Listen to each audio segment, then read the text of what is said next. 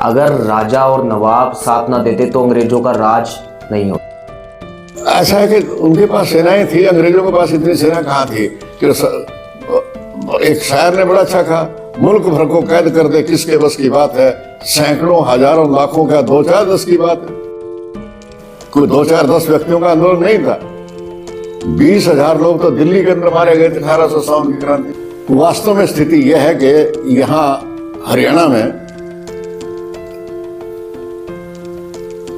जो इतिहासकार हैं उन्होंने जिला वाइज रिसर्च कम करने की चेष्टा की है। अब बड़ा मैं उदाहरण के तौर पर किन किन लोगों की कुर्बानियां हुई हैं और उनका क्या इतिहास रहा है, इसकी जानकारी लोगों को नहीं है। अंग्रेजी सरकार ने आंदोलनकारियों के ऊपर जो जुल्म ढाए उनको बोलने के लिए मेरे पास ताकत नहीं है। आया वर्ल्ड वार फर्स्ट, और इस वर्ल्ड वार फर्स्ट में ये वादा अंग्रेजी सरकार ने किया था कि हम स्थानीय स्वशासन जो है, ये वार इज बीइंग फाट फॉर डेमोक्रेसी। अतिरिक्त 1857 की क्रांति को दबाने के लिए महाराजा पटियाला, महाराजा जींद, नवाब करनाल, नवाब कुंजपुरा इत्यादि ने सहायता दी थी। घरौंडा का जो क्षेत्र है वह आंदोलन का सबसे बड़ा केंद्र रहा है। घरौंडा के क्षेत्र में असंध उस समय बड़ा जलमाना और असंध का जो एरिया रहा है ये बड़ा महत्वपूर्ण क्षेत्र था 1857 की क्रांति में। इसको दबाने के लिए जब भारतीय नवाबों और महाराजाओं की सेनाएं काबू नहीं कर सकी तो दिल्ली से जनरल कप्तान ह्यूज के नेतृत्व में अंग्रेजी सरकार के द्वारा सेना भेजी गई और कलम जो है वो थम जाती है, क्योंकि स्त्री, पुरुष और बच्चे जिस तरीके से उनको कत्ल किया गया, किस तरीके से उल्टा दरख्तों के ऊपर लटकाया गया, गांव के लोग डरते हुए अपने रिश्तेदारों की लाश लेने के लिए भी नहीं आते थे।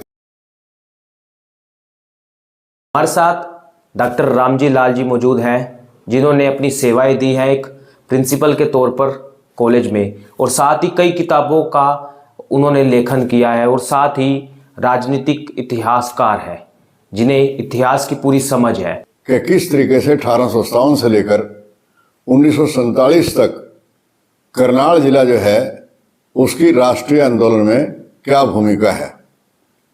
1857 से पूर्व अगर हम देखने का प्रयास करें तो यहाँ बताना पड़ेगा कि सन 1806 में अंग्रेजी सरकार के द्वारा करनाल को मिलिट्री का हेडक्वार्टर बनाया गया और यहाँ जनरल की कोठी होती थी अपना करनाल के अंदर। परंतु 1841 और 42 के समय जब मलेरिया व्यापक तौर पर करनाल में फैला तो लगभग 500 सैनिक जो है, सिपाही और सैनिक उसमें मारे गए।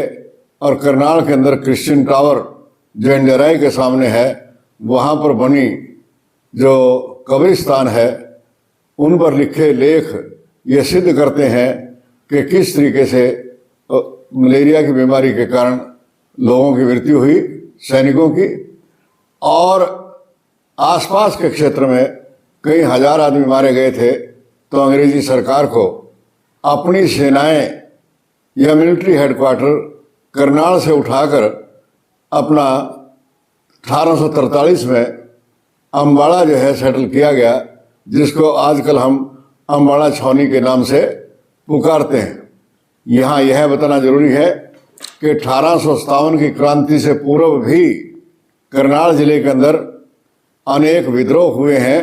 उदाहरण के तौर पर जींद में 1814 जनवरी 1815 में, छछरौली 1818, रानिया 1818 और किसान आंदोलन 1824, कैथल में 1843 और लाडवा में 1845-46 में आंदोलन हुए हैं। इसका मतलब साफ है कि हरियाणा की पृष्ठभूमि जो है वह आंदोलनों की रही है। ऐसी स्थिति में जब हम 1857 की क्रांति की बात करते हैं तो यहाँ ये बताना बड़ा जरूरी है कि वैसे तो मान्यता यह है इतिहासकारों की कि 1857 की क्रांति मेरठ से उसकी चिंगारी प्रारंभ हुई थी, लेकिन हरियाणा के इतिहासकारों का मानना यह है कि मेरठ से 9 घंटे पहले जो है 1857 की क्रांति अम्बाड़ा में प्रारंभ हुई थी। 1857 की क्रांति को दबाने के लिए महाराजा पटियाला, महाराजा जींद, नवाब करनाल, नवाब कुंजपुरा इत्यादि ने सहायता दी थी। इसके बावजूद भी घरौंडा का जो क्षेत्र है वह आंदोलन का सबसे बड़ा केंद्र रहा है। घरौंडा के क्षेत्र में असंध उस समय बड़ा जलमाना और असंध का जो एरिया रहा है ये बड़ा महत्वपूर्ण क्षेत्र था 1857 की क्रांति में। इसको दबाने के लिए जब भारतीय नवाबों और महाराजाओं की सेनाएं काबू नहीं कर सकी तो दिल्ली से जनरल कप्तान ह्यूज के नेतृत्व में अंग्रेजी सरकार के द्वारा सेना भेजी गई ताकि घरौंडा के आंदोलन को दबाया जा सके, परंतु अंग्रेजी सेना भी नाकामयाब हुई और जनरल ह्यूज, कप्तान ह्यूज को अपनी जान बचानी पड़ी, बड़ा से भागना पड़ा। तो स्वतंत्रता आंदोलन के इतिहास में अगर हम ये देखने की चेष्टा करें तो हमें ये गांव के लोगों से भी आप इस बात को किंवदंतियां जो बनी हुई हैं, कहानियां जो बनी हुई हैं, उनके बेस पर अंदाजा लगाया जा सकता है कि किस तरीके से 1857 में करनाल जिले के अंदर देहातों में, उदाहरण के तौर पर बड़ा, लाडवा, कैथड़, आसंध और कुंजपुरा के पास कलसारा गांव, ये जो क्षेत्र थे ये 1857 की क्रांति में अति सक्रिय क्षेत्र थे और अंग्रेजी सरकार ने आंदोलनकारियों के ऊपर जो जुल्म ढाए उनको बोलने के लिए मेरे पास ताकत नहीं है और कलम जो है वो थम जाती है, क्योंकि स्त्री, पुरुष और बच्चे जिस तरीके से उनको कत्ल किया गया, किस तरीके से उल्टा दरख्तों के ऊपर लटकाया गया, गांव के लोग डरते हुए अपने रिश्तेदारों की लाश लेने के लिए भी नहीं आते थे। वास्तव में स्थिति यह है कि यहाँ हरियाणा में जो इतिहासकार हैं उन्होंने जिला वाइज रिसर्च कम करने की चेष्टा की है। उसका परिणाम यह हुआ कि हमें अब बड़ा में उदाहरण के तौर पर किन किन लोगों की कुर्बानियां हुई हैं और उनका क्या इतिहास रहा है इसकी जानकारी लोगों को नहीं है। इसी तरीके से कलसौरा के अंदर बड़ा महत्वपूर्ण एरिया था और जमुना की बेल्ट में हरियाणा का इधर का जो एरिया था हरियाणा साइड का, उसमें गुर्जर जाति का बड़ा महत्वपूर्ण रोल रहा है। लाडवा के अंदर सिखों का बड़ा महत्वपूर्ण रोल रहा है। कुरुक्षेत्र के अंदर सैनी समाज का रोल रहा है और रोड जाति का रोल रहा है। उधर बड़ा, असंध और कैथल के अंदर जाट जाति का रोल रहा है तथा इंद्री क्षेत्र में कंबोज जाति का रोल भी रहा है। इसका मतलब क्या है कि करनाल जिले के अंदर प्रत्येक जाति ने या प्रत्येक जाति के व्यक्ति ने उस समय 1857 के आंदोलन में भाग लिया, परंतु दुर्भाग्यवश इस प्रकार की व्यवस्था आज तक नहीं की गई कि इन गांवों के अंदर रिसर्च की जाए। 1857 की क्रांति को देखें तो ये तो भयंकर आग थी।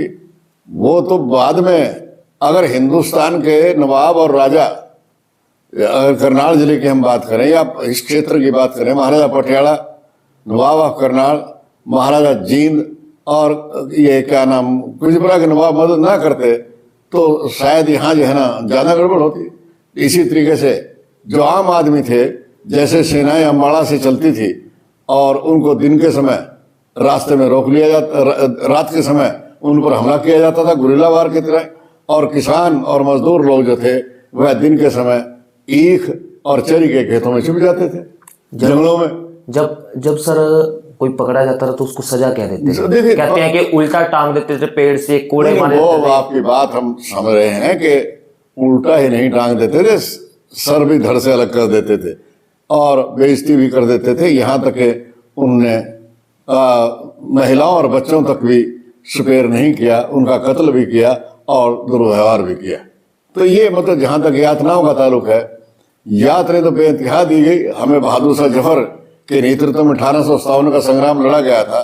पता है कि बहादुर शाह जफर जो है ना, उसके बच्चे भी दिल्ली में कुर्बान हुए हैं। और उसके बाद भी कुछ लोग कह देते हैं कि मुसलमानों का राष्ट्रीय आंदोलन में कोई योगदान नहीं है, जबकि सारा का सारा 1857 का आंदोलन जो है वह बहादुर शाह जफर के नेतृत्व में लड़ा गया। इस आंदोलन में इवन यहाँ तक हमें इतिहास की जानकारी है कि 1857 की क्रांति में जो चिंगारी लगभग जहाँ से सोर्स, ओरिजिनल सोर्स था, वो माता दीन था वाल्मीकि, जो उस ऑर्डिनेंस फैक्ट्री में एक सिपाही के तौर पर था, सिपाही का काम करता था। He was the first man to leak the information.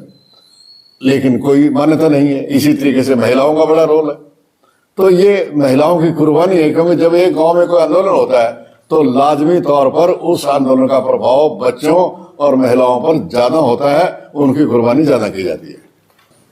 अगर राजा और नवाब साथ ना देते तो अंग्रेजों का राज नहीं होता। आपको लगता है? बिल्कुल, यस, बिल्कुल 100%। ऐसा क्यों? ऐसा है कि उनके पास सेनाएं थी। अंग्रेजों के पास इतनी सेना कहाँ थी कि एक शायर ने बड़ा अच्छा कहा, मुल्क भर को कैद कर दे किसके बस की बात है, सैकड़ों हजारों लाखों का 2-4-10 की बात है। कोई 2-4-10 व्यक्तियों का आंदोलन नहीं था। 20,000 लोग तो दिल्ली के अंदर मारे गए थे 1800 के कारण आपस की फूट, नंबर 1। नंबर 2, तैयारी उचित तरीके से ना होना। विभिन्न जो आंदोलनकारी थे, जैसे मान लो राव तुल्लाराम इन हरियाणा और अन्य मुस्लिम नवाब जो साथ थे आंदोलन में, उनके बीच में और जनता के बीच में कोऑर्डिनेशन का अभाव और मॉडर्न हथियारों की कमी, ये सब कारण होते हैं मिलिट्री में। क्योंकि इट वाज वार। आप इसको आप कह सकते हैं कि फर्स्ट वार ऑफ इंडिपेंडेंस जो है इसको कहा जाता है, लेकिन साथ में it was supported by military and किसान मजदूर। केवल मात्र राजाओं की और नवाबों की लड़ाई क्यों देखते हैं आप इसे? अगर किसान और मजदूर साथ ना होते तो राजा अकेले क्या कर लेते?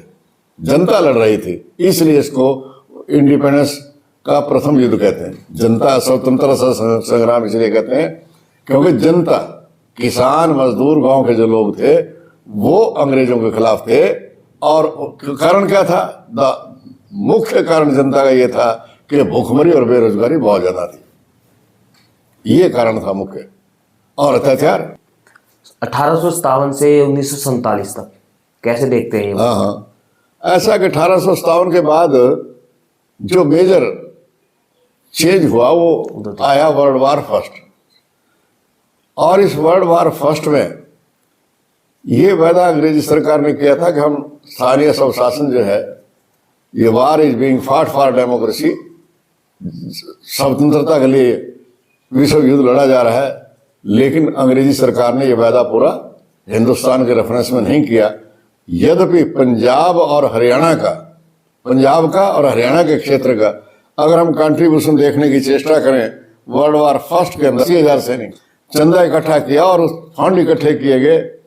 प्रथम विश्व युद्ध में हरियाणा के द्वारा 84,33,666 रुपए जो है वह फंड के रूप में दिए गए। और करनाल जिला जो है इसके द्वारा 24,45,226 रुपया फंड जो है वह जनता के द्वारा दिया गया था। लेकिन वायदा पूरा नहीं हुआ और उसके बाद अंग्रेजी सरकार को अनुभव हुआ कि जब वायदे पूरे नहीं होंगे तो आंदोलन होगा।